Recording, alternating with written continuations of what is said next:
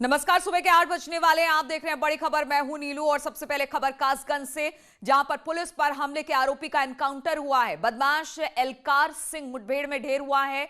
मुख्य आरोपी मोती सिंह का भाई है एलकार सिंह।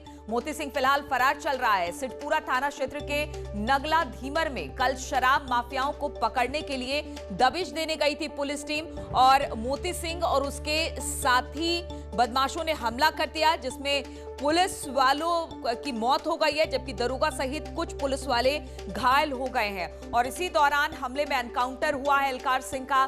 तो पुलिस वहां पर दबिश देने गई थी और पुलिस वालों पर ही हमला कर दिया बदमाशों ने, और इसी दौरान एक बदमाश एनकाउंटर में मारा गया है। सिपाही की पीट कर हत्या करने के मामले में पुलिस को बड़ी सफलता मिली है, जहां पुलिस मुठभेड़ में मुख्य आरोपी मोती के भाई एलकार सिंह को पुलिस ने ढेर कर दिया है। मैं उसी जगह मौजूद हूं। मैं अपने सहयोगी से कहूँगा वो जगह दिखाएं। उसका तमंचा भी पड़ा हुआ है और उसका एक कारतूस भी पड़ा हुआ है। पुलिस ने उसको यहीं ढेर किया है।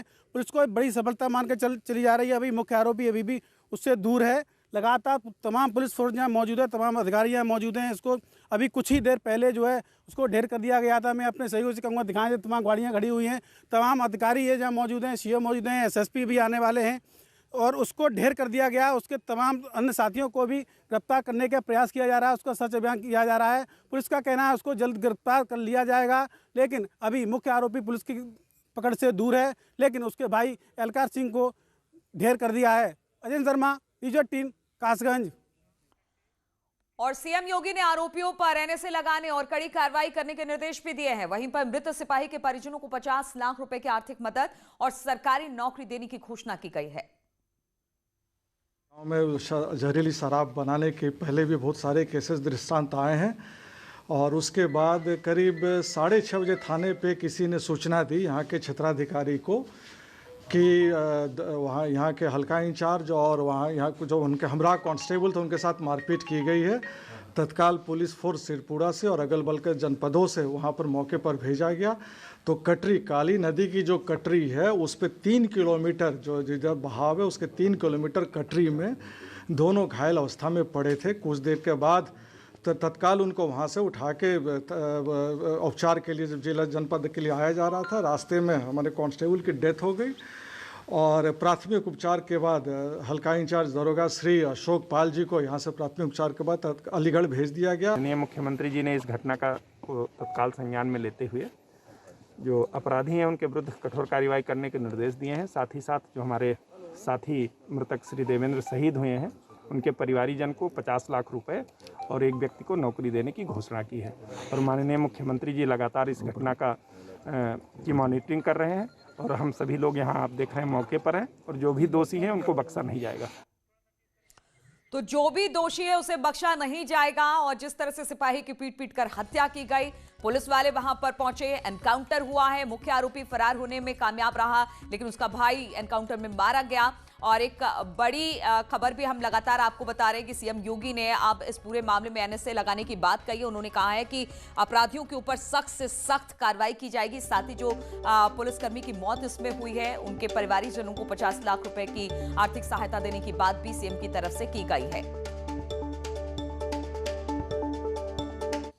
और इसी पर बातचीत करने के लिए अजय शर्मा इस वक्त हमारे साथ एनकाउंटर वाली जगह से, जहां पर पुलिस ने एनकाउंटर किया था, हिमांशु भी आगरा से हमारे साथ जुड़े हुए हैं। पहले अजेंद्र के पास ही चलेंगे। अजेंद्र, एक बार संक्षेप में ये पूरी घटना बताइए कि पूरी घटना थी क्या और किस तरह से मुठभेड़ हुआ पुलिस का इन बदमाशों के साथ।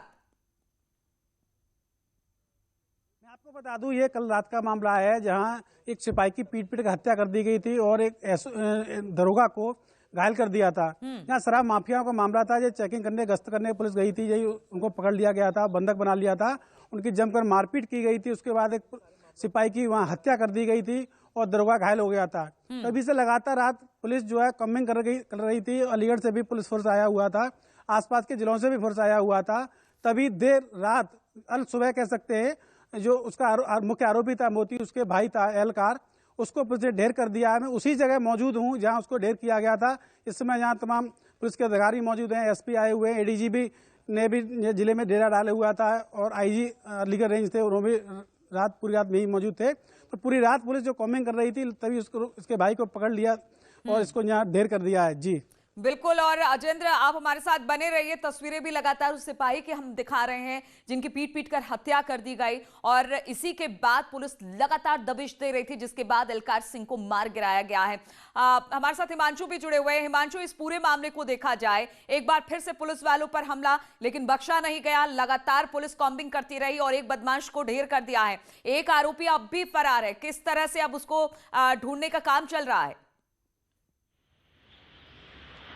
जी नीरू, ये जो अलकार मारा गया है, ये मुख्य आरोपी मोती का भाई था और अलकार के खिलाफ भी 4 FIR दर्ज है पहले से।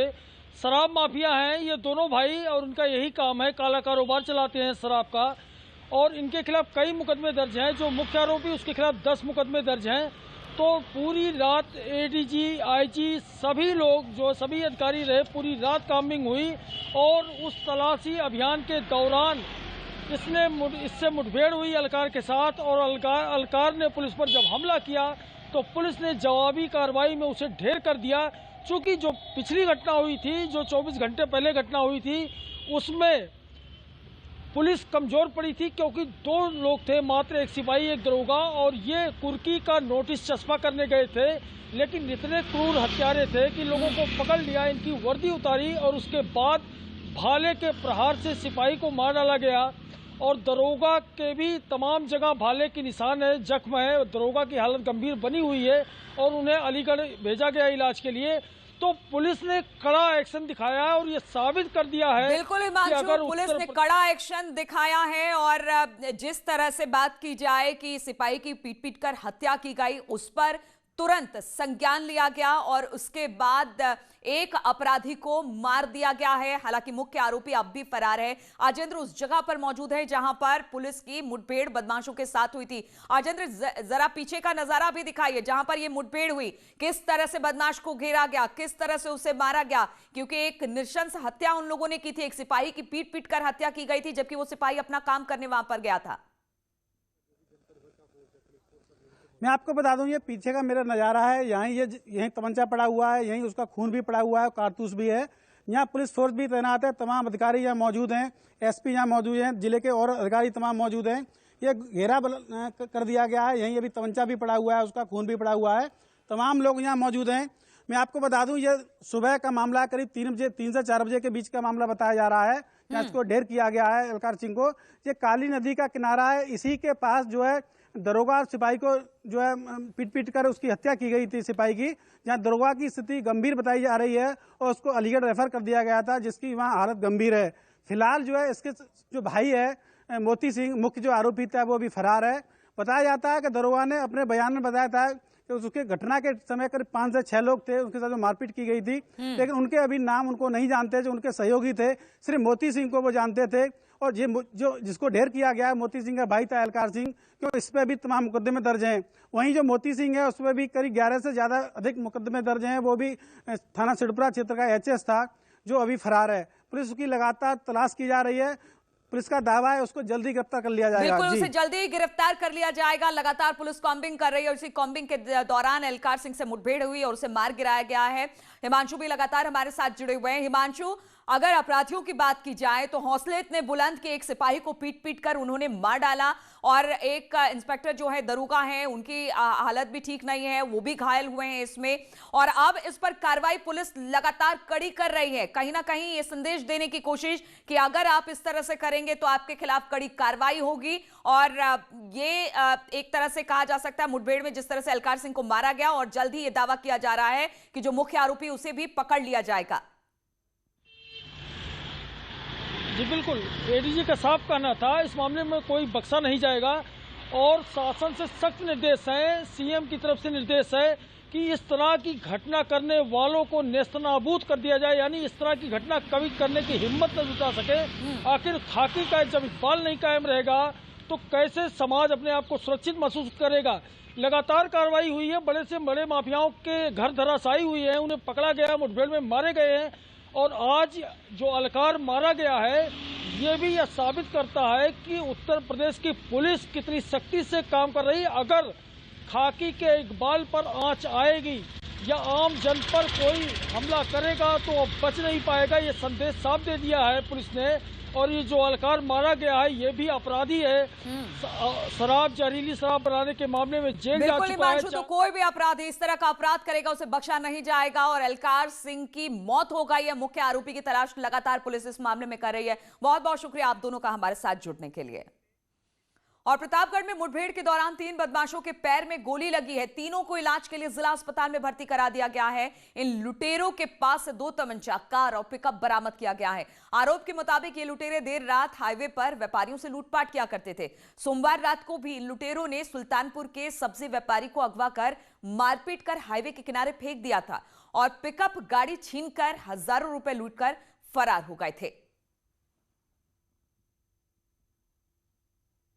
उससे जब पूछताछ किया गया तो पूछताछ में उसने ये बताया कि आज रात में स्विफ्ट डिजायर से सवार होकर के 5-6 अपराधी यह पुनः जो है यहाँ से लूट करने वाले हैं। किसी स्थान पर कोई ट्रक ये लूटेंगे। इस सूचना पर चारों तरफ से घेराबंदी की गई। तो कोतवाली की टीम और चौकी इंचार्ज भूपिया मऊ, चौकी इंचार्ज सिटी और प्रभारी स्वाट और सीओ सिटी, इन लोगों के चारों तरफ से घेर करके और स्विफ्ट डिजायर में सवार बदमाश एटीएल की तरफ भागे हैं और दोनों तरफ से फायरिंग हुई है। तो उसमें 3 अपराधी घायल हुए हैं। और समाजवादी पार्टी के अध्यक्ष अखिलेश यादव ने कल लोकसभा में भाषण दिया। भाषण में तल्खी थी, खास तौर पर कि आंदोलन जीवी शब्द को लेकर अखिलेश ने काफी तंज भरी बातें कही। अपने तंज में अखिलेश यादव ने कहा कि देश आंदोलन से ही खड़ा हुआ है, तो आंदोलन जीवी कौन हुआ। साथ ही यह भी कहा कि जो सत्ता पक्ष पर चुनकर आए हैं, लगता है वो धन प्रतिनिधि बन गए हैं। वहीं अखिलेश यादव ने आगे कहा कि जब चाहे तब चंदा लेने निकल पड़ते हैं, क्या वो चंदाजीवी संगठन के लोग नहीं है।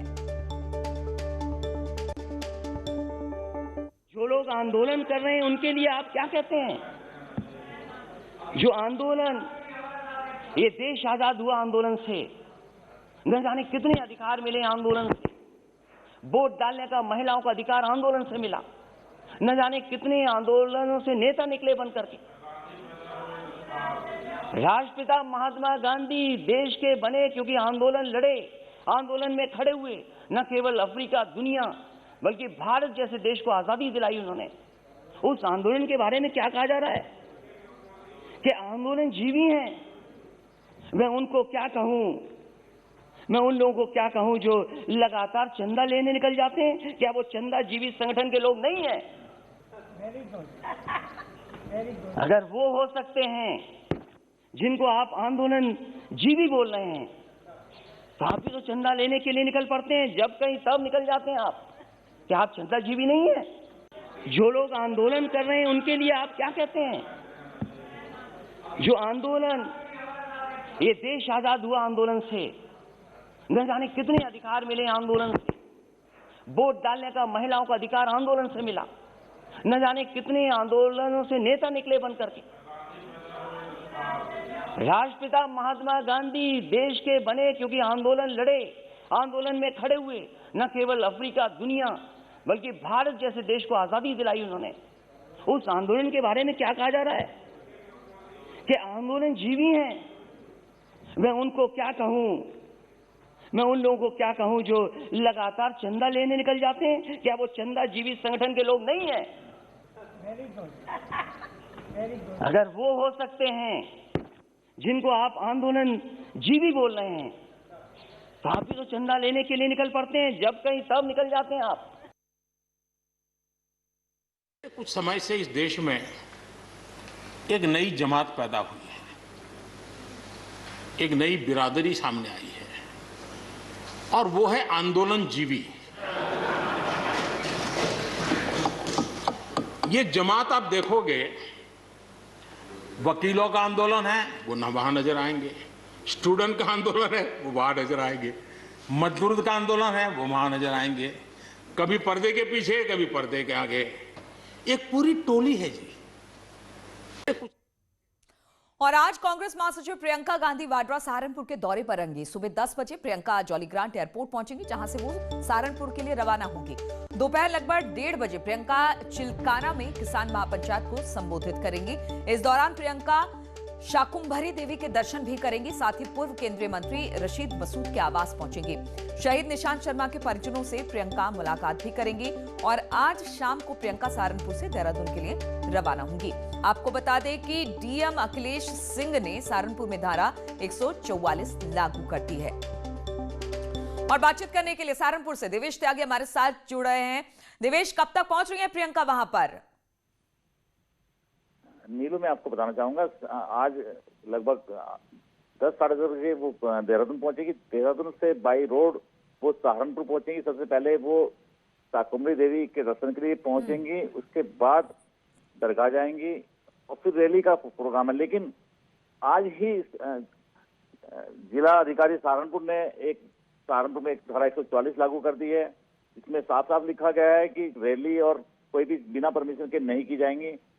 जबकि हमने कांग्रेस के ही लीडर जो है, लोकल लीडर हैं इमरान मसूद, उनसे पूछा था तो उनका साफ तौर पर कहना था रैली के लिए परमिशन की कोई जरूरत नहीं है।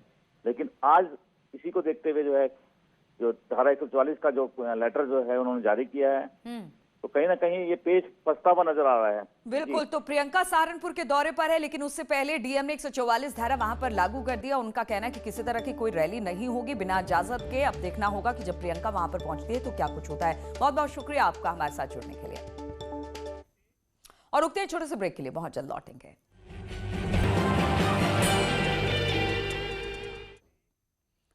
और ब्रेक के बाद अब बात करते हैं चमोली हादसे की। तो हादसे में अभी तक कुल 32 शव बरामद हो चुके हैं, जिनमें से सिर्फ 7 मृतकों की शिनाख्त हो चुकी है।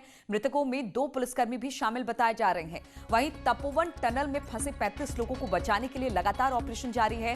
वहीं आज से नए प्लान पर कामकाज हो सकता है। सेना और एनडीआरएफ नए प्लान पर विचार कर रही है, जिसमें ड्रिल मशीन, एडवांस उपकरणों का सहारा लिया जा सकता है।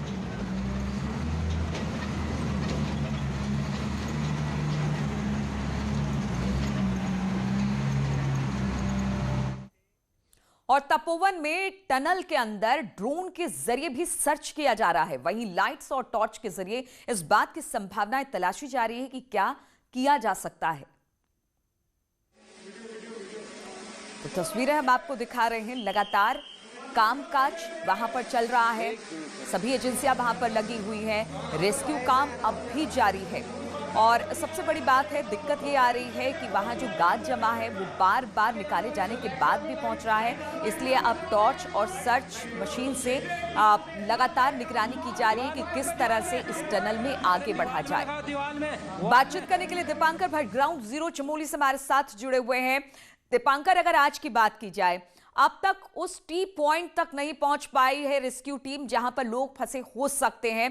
फिलहाल आज सुबह का क्या अपडेट है आपके पास?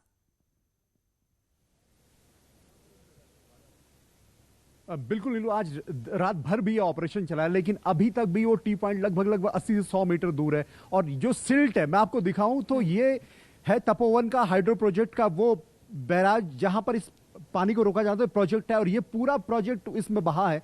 ये आपको सामने अगर दिखाऊं, ये जो सिल्ट और ये जो 3 रोज आप देख रही हैं, पहली, दूसरी और तीसरी, ये पूरा सिल्ट है। लगभग ये 20 मीटर के आसपास का बिल्कुल दलदल है। और 1 मीटर के बाद अगर आप कल उतरने की कोशिशें हुई हैं, आप देख पाएंगे तो यहां उतरने की कल कोशिशें की गई एनडीआरएफ की तरफ से, क्योंकि बताया जा रहा है, प्रत्यक्षदर्शी ये बता रहे हैं कि इस सिल्ट में कई लोगों की डेड बॉडीज दबे होने की संभावना है। और यही सिल्ट अंदर, यहां से अंदर को टनल्स में जाता है। तो आज अभी जो खबरें हमारे पास हैं वो इस तरीके से है कि एनडीआरएफ ये प्लान कर रहा है कि ड्रिल किया जाए, अलग से एक नया ड्रिल किया जाए और उस ड्रिल करके वहां पर डिगिंग करके फिर अंदर टनल्स में देखा जाए कि टनल्स के अंदर की स्थिति क्या है। अगर टनल्स में मलबा भरा पड़ा है तो फिर काम और मुश्किल होगा, लेकिन अगर टनल्स खाली है कहीं पर। बिल्कुल, तो सिल्ट की वजह से वहां पर सबसे ज्यादा दिक्कत आ रही है और अब इसका एक वैकल्पिक रास्ता खोजने की भी लगातार रेस्क्यू टीम कोशिश कर रहा है। बहुत बहुत शुक्रिया आपका दीपांकर, आगे भी अपडेट लेंगे।